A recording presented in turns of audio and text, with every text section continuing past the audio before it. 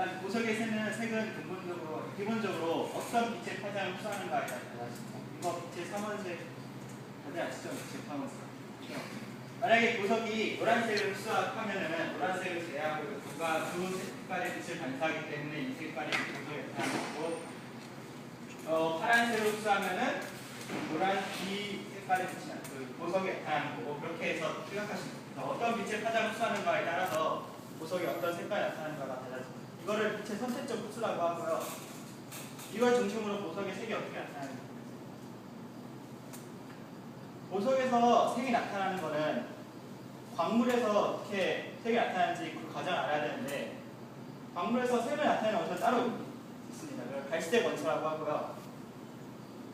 이 발색 원소에는 8가지가 있는데 이 8가지가 모두 전이 금속입니다. 이 전이 금속들은 우리가 아직 배우진 않았지만 제가 조사한 결과에 따르면 좀 그 에너지 준위가 불안정해가지고 쉽게 가시광선을 흡수해서 높은 에너지 준위로 올라가가지고 가시광선의 그 파장에 해당하는 빛을 낼 수가 있답니다. 그래서 이렇게 8가지 종류가 있고 이 발색 원소들이 광물에 들어가게 되면 빛이 내게 됩니다. 자색 광물은 이 발색 원소가 구성 성분이기 때문에 빛이 나는 거로 그 자체가 색을 발산한 자체가 빛을 파장 흡수해서 색을 낸다고 생각합니다. 능망가석, 터키석 같은 종류가 있고 발색 원소는 능망가석 같은 경우에는 망간의 분홍색, 그다음에 터키석 같은 경우에는 구리의 청록색이 있습니다. 자색 광물이 있는가 하면 타색 광물도 있는데요. 타색 광물은 금속의 원소가 그 구성 성분 자체에 발색 원소가 들어있는 게 아니라 그 혼합물이라고 생각하시면 되는데 구성 성분에 어떤 발색 원소가 좀 미량에 함유되어 있어가지고 그 발색 원소에 따라서 빛이 나는 색이 나는 겁니다. 우리가 아는 대부분의 금속은 이렇게 타색 광물인데요. 에메랄드나 루비 같은 경우에는 이 크롬에 의해서 색이 나오게 되고 사파이어 같은 경우에는 철에 의해서 청색의 색깔이 나게 되고 이 발색 원소에 따라 색깔이 모두 다른 것을 볼 수 있습니다. 이 보석 중에서는 이렇게 발색 원소가 무엇이 있는가에 따라서 색이 달라지기도 하지만 다양한 색을 한 보석이 보는 방향에 따라서 색깔이 달라지는 모습도 있습니다. 그걸 다색성 보석이라고 하는데요. 다색성 보석에 어떻게 이렇게 다색성이 나타나는 것은 평광과 어떤 평광 쪽으로 생각하시면 되는데 그거에 대해서 자세히 조사하겠습니다.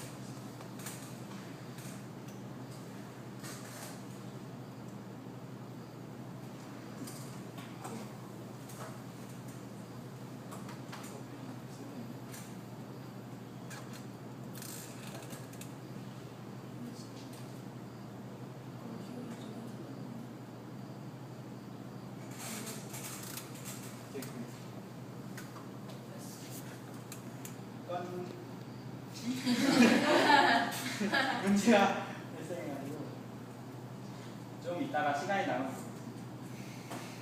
이렇게 보석에서 어떻게 색이 나는 방법을 알아봤으니까 진짜 보석하고 모조품 보석하고 구별해 봅시다. 문제를 3개를 준비했어요. 이건 오팔이라는 보석인데 이 2개 중에서 하나는 진짜 천연 보석이고 하나는 플라스틱으로 만든 보석입니다. 한번 맞춰보세요. 왼쪽이라고 생각하는 사람. 진짜가 왼쪽이라고 생각하는 사람. 거의 과반수고. 오른쪽에 생각하는 사람. 하나 없네요. 네, 가짜는 오른쪽입니다. 두 번째 문제. 터키석. 이번에는 왼쪽이 진짜라고 생각하는 사람. 둘, 셋, 넷 정도 있고요. 오른쪽이 진짜라고 생각하는 사람. 역시 과반이 오른쪽. 잘 맞추시네요. 오른쪽이 진짜였습니다. 마지막 문제. 에메랄드. 둘 중에 하나는 가짜고요. 하나는 유리로 만든 보석입니다. 그리고 하나는 진짜 천연 보석이고. 왼쪽이 진짜라고 생각하는 사람. 하나, 둘. 오른쪽이 진짜라고 생각하는 사람. 진짜 잘 맞추시네요. 전 처음 이걸 봤을 때 되게 빨랐는데 되게 잘 맞추시네요. 근데 이렇게 모조품 보석을 만드는 걸 보면은 플라스틱으로도 만들기도 하고 유리로도 만들기도 하는데 이런 걸 보면은 우리가 이런 화학적인 성질을 이용해서 천연 보석도 있지만 새로운 합성 보석도 만들 수 있다는 걸 알 수 있습니다. 아까 보석의 역사에서 잠깐 설명을 드렸는데 현대로 오면서 저가 보석의 시대라고 저희가 말씀드렸잖아요. 그게 무슨 의미냐면 보석을 사람들이 더 많이 원하고 더 많이 소유하고 싶잖아요. 보석을 캐면 캘수록 그 공급량 자체는 주입이 많으니까 보석이 가면 갈수록 비싸지는 거죠. 그래서 이런 걸 해결하기 위해서 천연 광물과 동일한 화학 성분과 결정 구조를 가진 합성 보석을 요즘은 만들어서 그걸 통해서 공급하고 있는데 모조품 보석하고는 다릅니다. 모조품 보석은 그 천연 보석 광물하고 동일한 화학 성분과 결정 구조를 지니지 않지만 합성 보석은 거의 일치한다고 보면 됩니다. 약간의 외형상 다른 점도 있긴 하지만 합성 보석을 요즘은 이 합성 보석이 많이 유통되고 있는 실정입니다. 합성 보석을 만드는 방법 3가지 정도 말씀드리면 처음 화염 용융법이 있습니다. 이거는 베르누이라는 어떤 사람이 만들어가지고 화염 용융법이라고 하는데 여기 보면은 불이 있잖아요. 이 불에다가 원료를 넣습니다. 그 산화 알루미늄 가루, 알루미늄 가루를 넣고 그다음에 갈색 원소 아까 말씀드린 것도 크롬을 1%에서 3% 정도 넣으면은 이 원료 물질이 이 불에 섞여가지고 이게 불을 만나면은 모두 녹아서 그 밑에 여기 세라믹으로 닫힌 데에서 결정이 이렇게 자라나게 되는 거예요. 생성된다고 합니다. 이 과정을 통해서 누비가 생성이 되고요. 이 방법은 가장 처음으로 개발된 방법이고 저렴하면서도 비용이 많이 절약되지만 흠과 결정이 많다는 것이 장점입니다. 이걸 보완하기 위해서 나온 방법이 플럭스 법이라는 건데요. 플럭스 법은 일단 이 용기가 백금으로 이루어져 있고 원료 물질을 넣는데 이번에는 화염 대신 이 산화납이라는 플럭스 그러니까 융제를 사용합니다. 융제 그 용매라고 생각하시면 되는데 얘들 들어와가지고 얘네가 섞이면서 얘네가 여기 녹게 되는 겁니다. 그래서 녹은 상태에서 여기 이런 닫힌 데 같은 것이 결정을 형성되는 건데 에메랄드 같은 걸 주고 이런 방법으로 만듭니다. 얘는 이 플럭스를 어떻게 이용하냐에 따라서 높은 녹눈점을 만들 수 있어가지고 견고한 구성을 만들 수 있지만 이걸 만드는 것 자체가 좀 비싸고 이거를 생성하는 데 시간이 많이 걸립니다.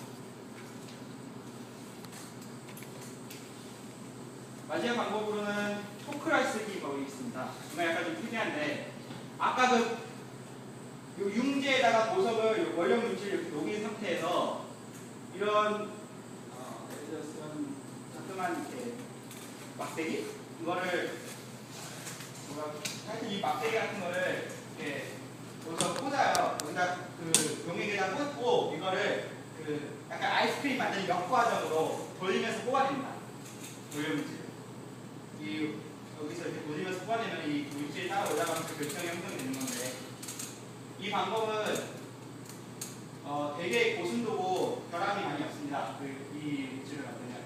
그러나 보다시피 이렇게 뽑아내는 거 보면 딱 보면 좀 비싸 보이잖아요. 좀 멋있기도 하고. 이게 제가 좀 괜찮은 것 같아서 동영상을 준비하려 했는데 없더라고요.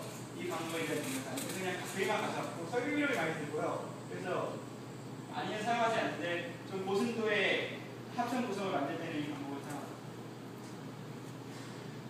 여기까지 보석의 화학적 성분과 결정 구조 그리고 그를 통해서 색을 어떻게 내는지 알아봤고요. 합성 보석과 모조품 보석에 대해서 봤습니다. 보석 속의 화학 이야기 저는 재밌으셨나요? 네.